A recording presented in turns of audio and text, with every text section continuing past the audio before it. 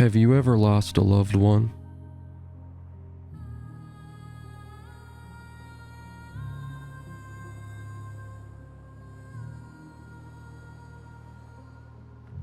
It changes everything.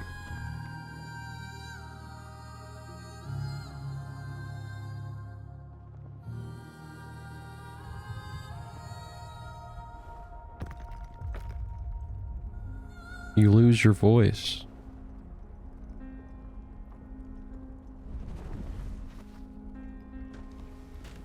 The world around you begins to crumble.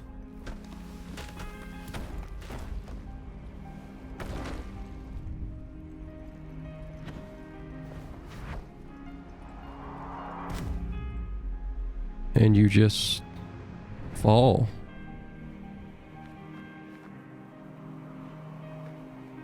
The colors in your life fade, and everything just becomes gray. Welcome to Games for Healing, a series dedicated to those who are struggling, where I'll be recommending video games based on specific themes of life struggles and mental health. If you've lost someone you love, I'd like to introduce you to this game. It's short and sweet, very simple, and it certainly resonated with me emotionally. I hope that you can get something out of it as well. This will be a general overview of the game. I am going to spoil a bit about it, but not in a detrimental way.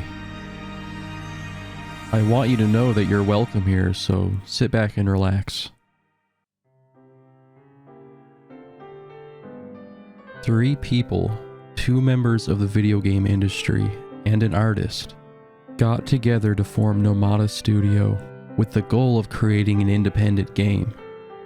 They would take inspiration from games like Journey, Ori and the Blind Forest, Inside, and Monument Valley. Their focus would be making something with the narrative themes of loss and depression.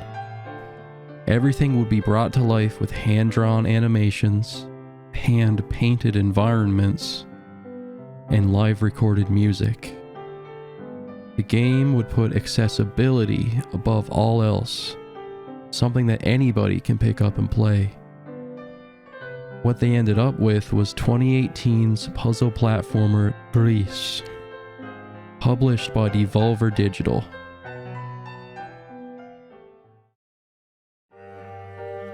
If you were to play this game without knowing anything about it, you'd surely have a lot of questions by the end.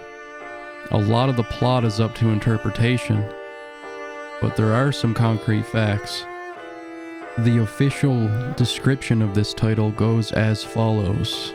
Gris is a hopeful young girl lost in her own world, dealing with a painful experience in her life. The achievements in the game are named after the 5 stages of grief, modeled by the Swiss-American psychiatrist Kubler-Ross. And then, there's the secret scene you unlock for completing the game. A lot of what I talk about going forward will come back to this. I truly think that knowing about it will enhance the game for you, even if you're playing it for the first time.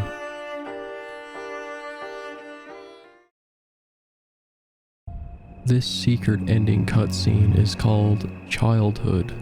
Most players won't even see it since it requires collecting every collectible. Here we see a child version of our main character, watching the stars and catching fireflies with an older guardian figure.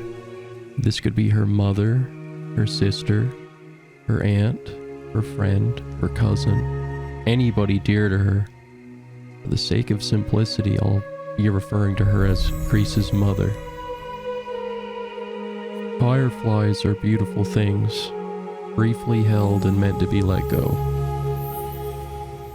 A lot like everyone we love.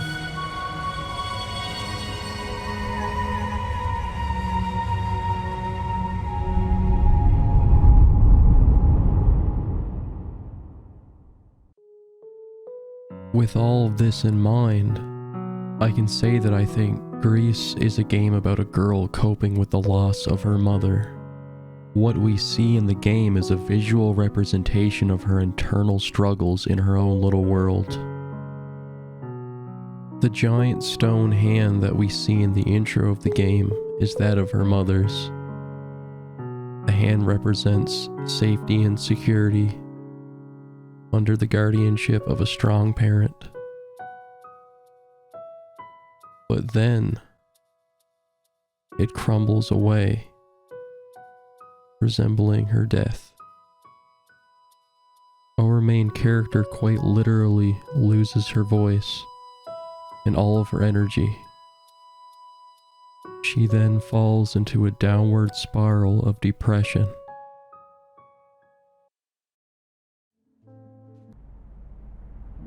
The world she ends up in is devoid of all color. Pure white is the absence of light. You could say that everything being white represents emotional numbness, not feeling anything at all.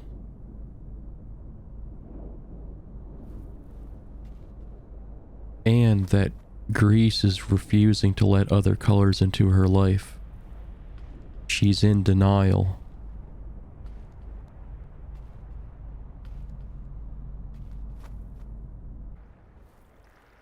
There's all sorts of imagery in the game like this, whether it be through colors or through certain animals and objects.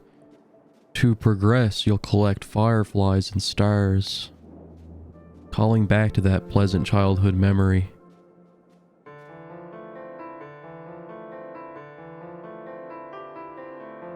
There will be butterflies, which many people believe to be signs from deceased loved ones. You'll see the color red, representing anger and strength.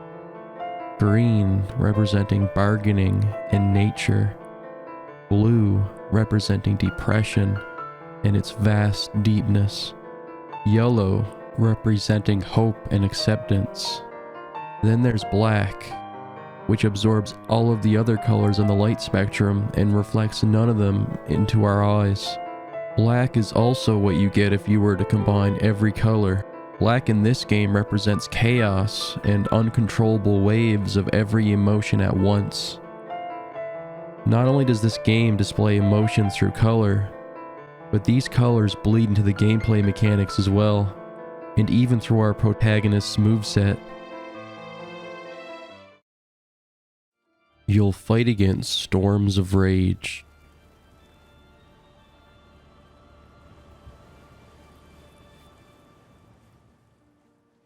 Break things out of your own anger.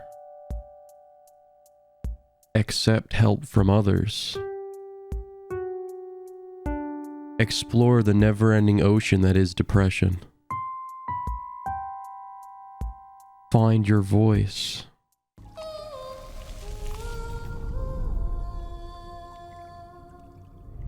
There's so much that ties into it all. These were just a few examples.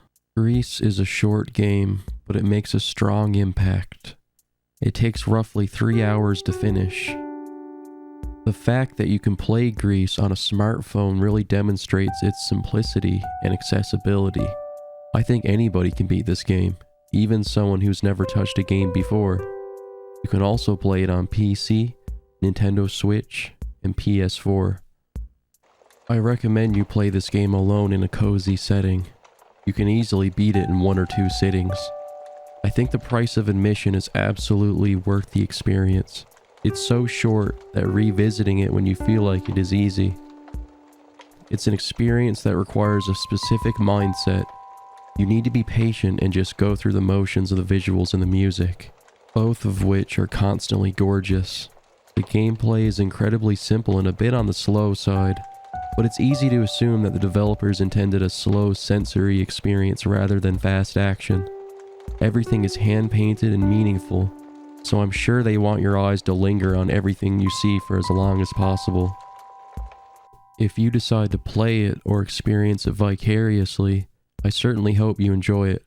I think anybody who's going through a loss should play it. If you know anybody who's going through a loss, you should absolutely introduce them to it.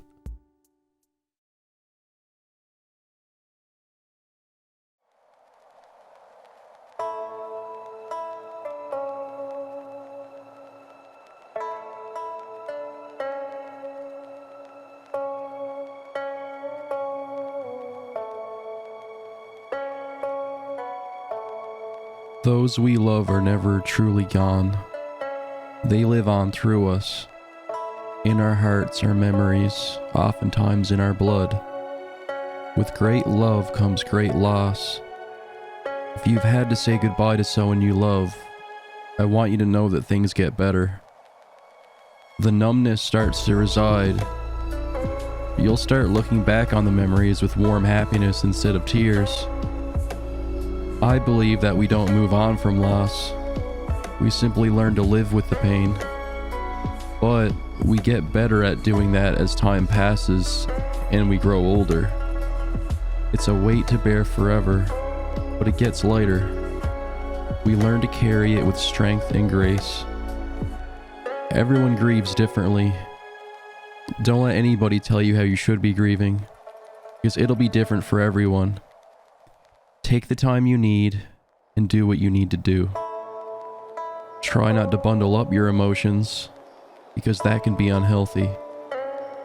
It's okay to cry when you need to. Let it all out. I don't know what happens after we die, but I can only say that instead of saying goodbye, we should be saying, see you later. Until next time, stay strong out there.